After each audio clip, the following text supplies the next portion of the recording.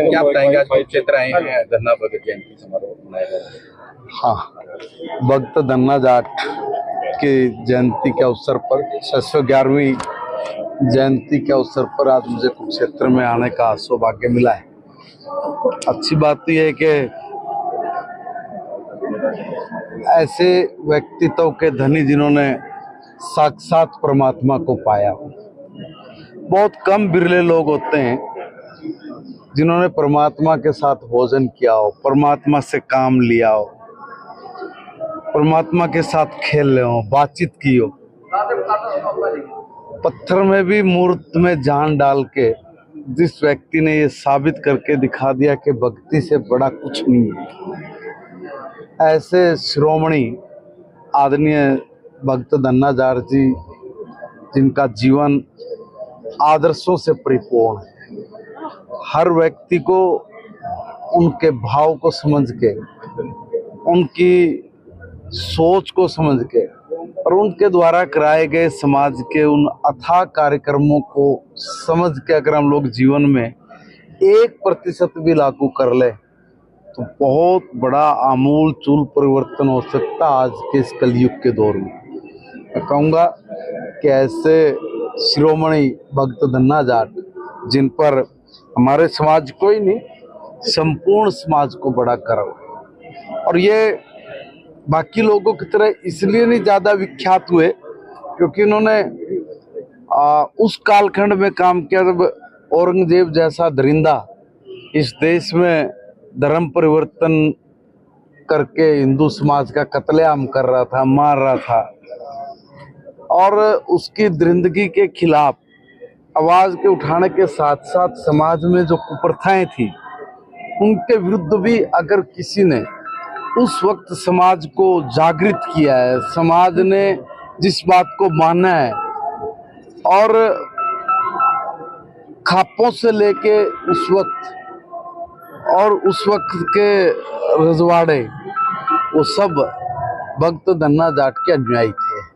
ये बड़े सौभाग्य की बात है कि आज हम लोग उनकी जन्म जयंती के अवसर पर यहाँ सब एकत्रित हुए।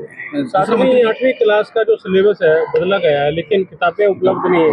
नहीं, देखिए मेरी बात सुनिए, कौन कहता किताबें उपलब्ध नहीं हुई है? मैं बता रहा हूँ। देखिए लगभग 85% तक स्कूल 14,14,000 समथिंग सेट्स बनने थे पूरे के पूरे प्रदेश में, जिसमें से 12 लाख सेट्स हम लोगों ने ऑलरेडी बेच चुके हैं। जो 2 लाख सेट्स बचते हैं उसकी 21 तारीख लास्ट डेट थी। 21 तारीख तक वो सब के सब सेट्स हमारे पहुंच जाने थे, तो पहुंच के होंगे, अन्यथा उसमें प्लेंटी का प्रावधान है।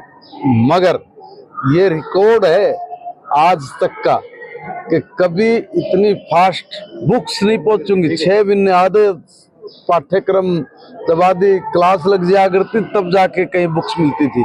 अब तो हमने देरी नहीं कर सकते, जो आज से 6 महीने बाद जो काम होते थे वो हमने अभी कर दिए हैं समयबद्ध तरीके से। कि कुछ एक आधी जगह अगर कुछ कमी रही है या नहीं पहुंच पाए हैं जितने सेट्स पहुंच रहे थे, तो आज ही मैंने अभी 12 बजे यहाँ बज गए हैं, मैं लेट हूँ, मगर आज भी मैंने एक मीटिंग बुलाई हुई है चंडीगढ़ में ये सब चीज़ों का देखने के लिए कि भी कितना पहुंच गया, कितना काम अभी बाकी है।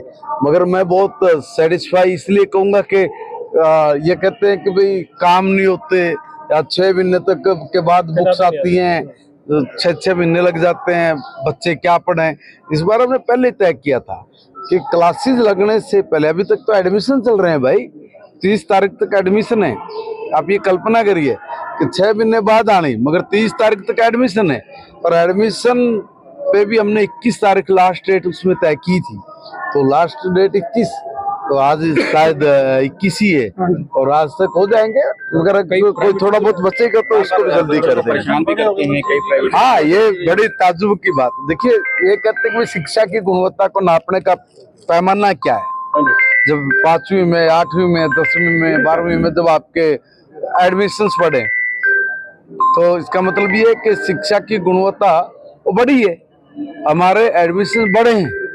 अगर मैं ये कहूँ कि आज से 6 दिन पहले जितने एडमिशन हमारे पिछली बार थे, हम लोग उतने के इक्वल हो गए थे, और 2 दिन पहले जैसे मैंने पूछा तो हम लोग उसको क्रॉस कर गए थे, और आज जो मीटिंग है उसी में सब चीजों का मैं खाका लेने वाला हूँ। मुख्य बात पर सवाल उठा रही है इसी को लेकर एनसीईआरटी की बुक्स नहीं होती, वो भी शिक्षा मंत्री रही है प्रदेश में। देखिए, नाचना हो आंगन टेढ़ा, है ना, क्या बोले हम लोग।